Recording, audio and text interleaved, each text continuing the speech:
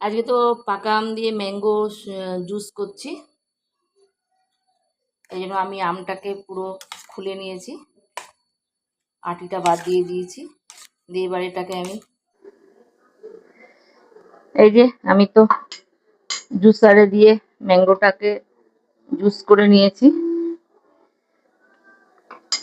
একটু চিনি রাস দিয়ে দিয়েছি 1 চামচ।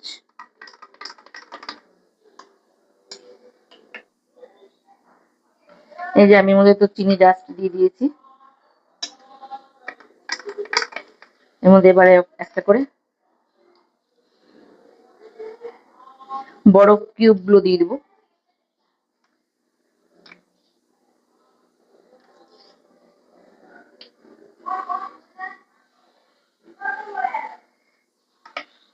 এই যে আমি তো এইভাবে ওদেরকে ম্যাঙ্গো জুস করে খাওয়াই, নাহলে তো এরা তো খেতে চায় না।